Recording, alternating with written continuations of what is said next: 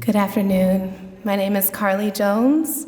I'm the music director at the North Carolina Arts Council, and I'm so happy to be here today to share with you a piece from the 2018 Oxford American North Carolina Music issue. This article is entitled Queen of Snow Hill, and it's by L. Lamar Wilson. These are excerpts from a much longer article that I find to be very interesting, and I highly recommend it. To the larger world, Marlana Rhapsody Evans came rushing out of nowhere like a breath of fresh air in a dank field of female MCs where rumors of baby daddy drama, diss records, Twitter beefs, and Fashion Week fisticuffs too often taint discussions about women's flow and relevance, where lyricists of substance get labeled conscious and thus niche. Not Rhapsody.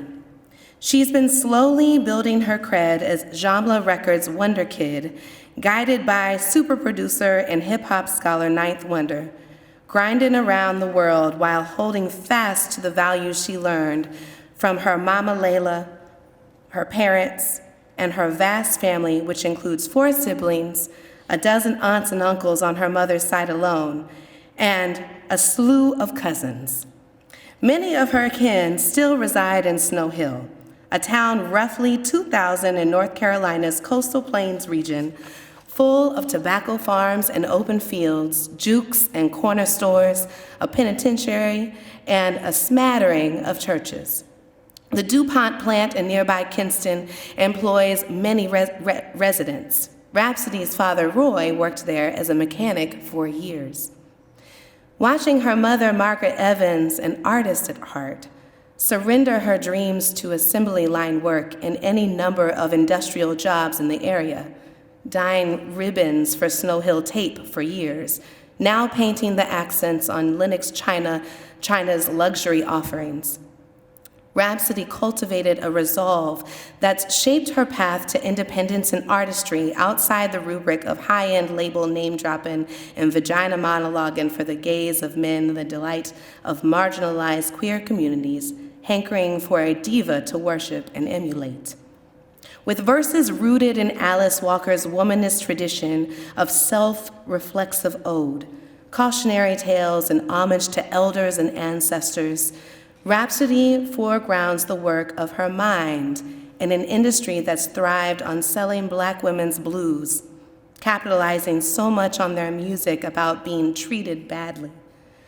A business that demands so much labor of their bodies and offers so little to compensate for the emotional toll playing the part takes. Rhapsody now dons the mantle for a long tradition of Black women, particularly those from the South, forcing Americans to look in the mirror of our professed ideals and to face the ills that haunt us. She carries the torch of the outspoken Tryon-born Nina Simone, held high in the heat of the last century's civil rights movement before she fled to Europe for respite and asylum. She embodies the quiet fire and sensuality of the diminutive Roberta Flack, born in the Asheville area town of Black Mountain, whose blend of torch ballads, folk, soul, gospel, and disco transformed what could be decidedly Black as the civil rights fight gave way in the latter part of the century to cultural appropriation. She wields the virtuosity of women like the great Mary Lou Williams, whose spiritual recordings released in the late 1970s while she was an artist in residence at Duke University in Durham, limned all musical genres in the way that Rhapsody's sound also does. Just as Shirley Caesar has remained Durham's ambassador for genre-blending gospel since William died, Rhapsody's lyrical dexterity has given Snow Hill and the state of North Carolina bragging rights on one who's true to her roots and willing to take risks that raise the game's stakes. It's the week after July 4th, and Rhapsody has taken a break from the road to come home and recalibrate. While her family doesn't celebrate the holidays due to their Jehovah's Witness faith, They find as many occasions as they can, especially in summer, to enjoy fellowship over food and music. Rhapsody has brought mementos, so we decide to ride to Aunt Dell's home to share the bracelet that she's had made. Stalks of tobacco line the highway as Roberta Flack coos in the background. Her 1977 masterpiece, Blue Lights in the Basement, is our soundtrack as we ride around town visiting various family members, like thumbing through a virtual photo album. After you, what am I gonna do? You took a part of me as we were passing through. After you, what am I gonna find?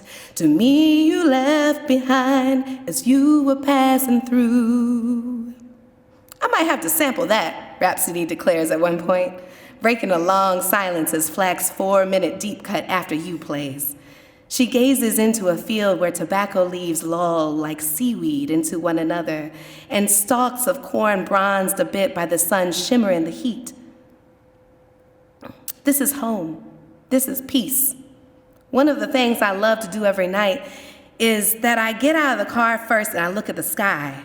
You got these cities, you know, and you can't see it. We don't ever take the time to sit back and look at what God made. In the country, it's quiet, and you don't have a lot of city lights, so when it's nighttime, you can hear the crickets, and it's dark, and the stars are really bright. Those are the things I take notice of, and maybe that translates into my writing or even how I study people. I am quiet and shy, but a lot of times it's because I'm listening and taking a lot in. So I just pick up on the small things. Those are the small things I think that people miss sometimes. And when you remind them of it, it's like, oh, wow, look. Yet in this moment of wonder, Rhapsody, like the women who raised her, is loath to idealize Snow Hill or her childhood there. She sees it instead as a palimpsest of the sacred and secular world she's occupied then and now. While the women in her family were devout Jehovah's Witnesses, the men in her life gave her a glimpse of life outside the Kingdom Hall, that oft-maligned community.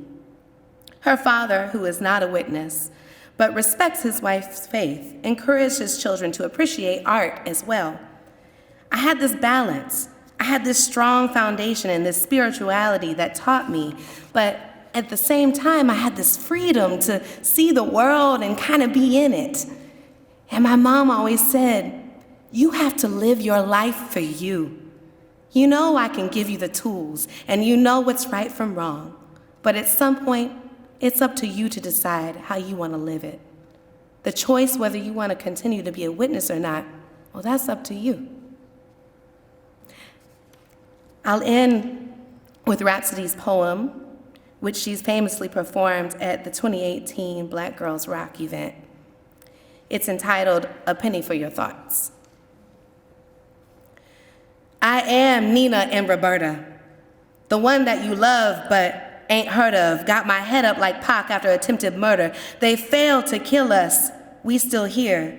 Woke up singing Shirley Murdoch as we lay these edges down. Brown women, we're so perfect.